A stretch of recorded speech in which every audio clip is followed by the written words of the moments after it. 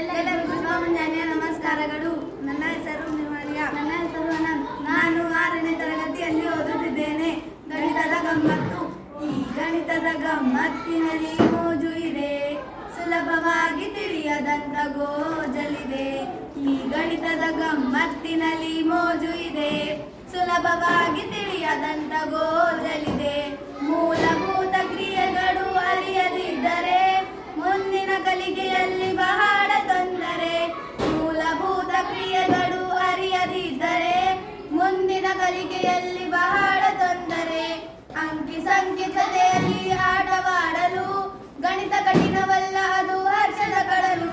ಅಂಕಿ ಸಂಖ್ಯೆ ಜೊತೆಯಲ್ಲಿ ಆಟವಾಡಲು ಗಣಿತ ಕಠಿಣವಲ್ಲ, ಅದು ಹರ್ಷದ ಕಡಲು. ಈ ಗಣಿತದ ಗಮ್ಮತ್ತಿನಲ್ಲಿ ಮೋಜು ಇದೆ, ಸುಲಭವಾಗಿ ತಿಳಿಯದಂತ ಗೋಜಲಿದೆ. ಸಂಖ್ಯೆಯೊಡನೆ ಸಂಖ್ಯೆ ಸೇರಿ ಸಂಕಲನವು, ಒಂದರಿಂದ ಇನ್ನೊಂದು ಕಡೆಯುವ ವ್ಯಾಕಲನವು. ಸಂಖ್ಯೆಯೊಡನೆ ಸಂಖ್ಯೆ ಸೇರಿ ಸಂಕಲನವು, ಒಂದರಿಂದ ಇನ್ನೊಂದು ಕಡೆಯುವ ವ್ಯಾಕಲನವು. ಗುಣಕಾರ ಮಗ್ಗಿಗಳು ಗುಣಿಸಲು ಬೇಕು, ಭಾಗಿಸುವ ಹಂತಗಳ ತಿಳಿಯಲೇಬೇಕು. ಗುಣಕಾರ ಮಗ್ಗಿಗಳು ಗುಣಿಸಲು ಬೇಕು, ಭಾಗಿಸುವ ಹಂತಗಳ ತಿಳಿಯಲೇಬೇಕು. ಈ ಗಣಿತದ ಗಮ್ಮತ್ತಿನಲ್ಲಿ ಮೋಜು ಇದೆ, ಸುಲಭವಾಗಿ ತಿಳಿಯದಂತ ಗೋಜಲಿದೆ. ಮತ್ತು ಭಾಗದಲ್ಲಿ ಕೆಲವ 5 ಬರೆಯುವುದೇ ಅಂಚಛೇದ ರೂಪದ ಭಿನ್ನ ರಾಶಿಯು. ಬಟ್ಟು ಭಾಗದಲ್ಲಿ ಕೆಲವ 5 ಬರೆಯುವುದೇ ಅಂಚಛೇದ ರೂಪದ ಭಿನ್ನ ರಾಶಿಯು. ಛೇದದಿಂದ ಅಂಚವನ್ನು ಭಾಗಾಕಾರ ಮಾಡಲು ದೊರೆಯುವ ಭಾಗಲಬ್ಧವೇ ದಶಮಾಂಶವು. ಛೇದದಿಂದ ಅಂಚವನ್ನು ಭಾಗಾಕಾರ ಮಾಡಲು ದೊರೆಯುವ ಭಾಗಲಬ್ಧವೇ ದಶಮಾಂಶವು. ಈ ಗಣಿತದ ಗಮ್ಮತ್ತಿನಲ್ಲಿ ಮೋಜು ಇದೆ, ಸುಲಭವಾಗಿ ತಿಳಿಯದಂತ ಗೋಜಲಿದೆ. ಸ್ಥಿರಾಚರ ಅಕ್ಷರಗಳ ಜೊತೆಗೆ ಚಿಹ್ನ ಸೇರುವ ಸಾಮಾನ್ಯ ರೂಪವೇ ಬೀಜಗಣಿತವು.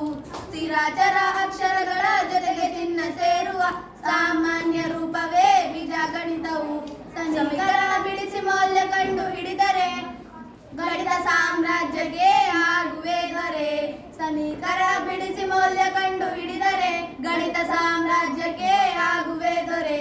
ಈ ಗಣಿತದ ಗಮ್ಮತ್ತಿನಲ್ಲಿ ಮೋಜು ಇದೆ, ಸುಲಭವಾಗಿ ತಿಳಿಯದಂತ ಗೋಜಲಿದೆ. ಬಿಂದು ಬಾವು ರೇಖೆಗಳ ಕೃತಿಗಳನ್ನು ಅಧ್ಯಯನ ಮಾಡುವುದೇ ರೇಖಾಗಣಿತವು. ಬಿಂದು ಬಾವು ರೇಖೆಗಳ ಕೃತಿಗಳನ್ನು ಅಧ್ಯಯನ ಮಾಡುವುದೇ ರೇಖಾಗಣಿತವು. ವಿಸ್ತೀರ್ಣ ಸುತ್ತಳತೆ ಕಂಡು ಹಿಡಿಯುವ ಸೂತ್ರಗಳು, ಬುದ್ಧಿಶಕ್ತಿ ಹೆಚ್ಚಿಸುವ ಸರಳ ಸಾಧನಗಳು. ವಿಸ್ತೀರ್ಣ ಸುತ್ತಳತೆ ಕಂಡು ಹಿಡಿಯುವ ಸೂತ್ರಗಳು, ಬುದ್ಧಿಶಕ್ತಿ ಹೆಚ್ಚಿಸುವ ಸರಳ ಸಾಧನಗಳು. ಈ ಗಣಿತದ ಗಮ್ಮತ್ತಿನಲ್ಲಿ ಮೋಜು ಇದೆ, ಸುಲಭವಾಗಿ ತಿಳಿಯದಂತ ಗೋಜಲಿದೆ. ಈ ಗಣಿತದ ಗಮ್ಮತ್ತಿನಲ್ಲಿ